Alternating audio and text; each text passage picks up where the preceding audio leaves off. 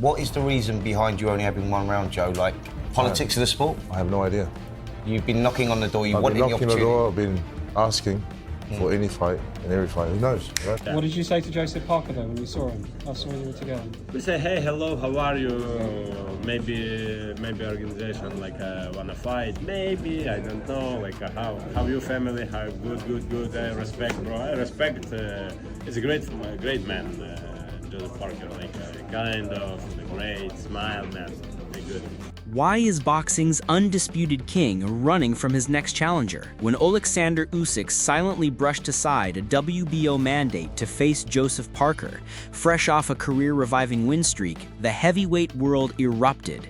In an instant, what should have been routine politics became an explosive showdown of power, pride, and paydays. In June 2025, the World Boxing Organization dropped a seismic announcement. Oleksandr Usyk, having just demolished Daniel Dubois via fifth-round TKO at Wembley Stadium, had exactly 30 days to enter formal negotiations with mandatory challenger Joseph Parker. If no agreement was reached, the WBO threatened to call a purse bid, potentially stripping Usyk of his treasured belt or handing the promotion reins to the highest bidder. Traditionally, these orders ensure contenders earn their shot. This time, though, Usyk's camp offered nothing but ghosted messages and radio silence.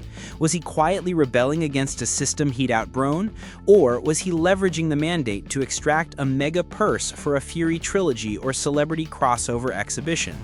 As the deadline came and went unheeded, Parker's team cried foul, fans flooded social media accusing Usyk of ducking, and boxing pundits wondered, when the business of boxing clashes with its sporting ideals, which will prevail? Joseph Parker's path to mandatory status is a testament to resilience. After suffering early career setbacks, most notably losses to Anthony Joshua in 2018 and Dillian Whyte in 2019, the New Zealander faced a crossroads: fade into obscurity or redefine himself. Choosing the latter, Parker enlisted veteran trainer Andy Lee and overhauled his approach. He demolished Martin Bakoli with ruthless pressure, outboxed the underrated Jay Young in a tactical masterclass, and then shocked boxing status quo by outpunching a heavy-hitting Deontay Wilder. Each victory polished his record to 36-3 and earned him the WBO's mandated position. Parker's blend of high punch volume, adaptive footwork, and unyielding chin has captivated fans, painting him as the sport's ultimate underdog. Yet critics point to his past losses as evidence of a persistent ceiling. Now, with his career on the line, Parker insists this shot is his destiny.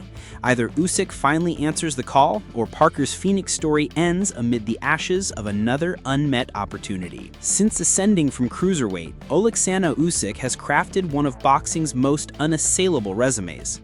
He outboxed Anthony Joshua twice, first by unanimous decision, then by stoppage, followed by consecutive slayings of Tyson Fury in back-to-back thriller bouts. His fifth-round demolition of Daniel Dubois at Wembley Stadium not only secured all 4 major heavyweight belts, but also underscored his fusion of veteran savvy and explosive power. Yet for all his dominance, Usyk faces modern temptations that clash with the sport's old-school ethos. Rumors swirl of a 9-figure payday for a Fury trilogy, alongside offers to headline high-profile celebrity exhibitions, MMA stars or social media icons stepping into the ring. Why risk an unglamorous mandatory defense when blockbuster events promise both legacy enhancement and unprecedented profits? Usyk's camp maintains respect for Parker's credentials, yet the champion's conspicuous hesitation suggests a comfort in cherry-picking opponents and maximizing marketability over fulfilling traditional obligations. Boxing's legendary figures have weighed in fiercely. Lennox Lewis, renowned for cerebral brilliance, backs Parker's candidacy, arguing his whirlwind assault and adaptive style could finally disrupt Usyk's calculated rhythm. Parker's hunger and speed make him a real threat, Lennox asserts. On the flip side, Carl Froch dismisses Parker as a valiant grinder who simply lacks the pinpoint precision to outwit Usyk's elite ring IQ. Complicating matters further is the public feud between Derek Chisora and Daniel Dubois. Chisora accused Dubois of quitting mid-rematch, prompting promoter Frank Warren to propose a grudge bout pitting Chisora's grit against Dubois' power. That subplot riveted fans, spotlighting the psychology of quitting versus persevering.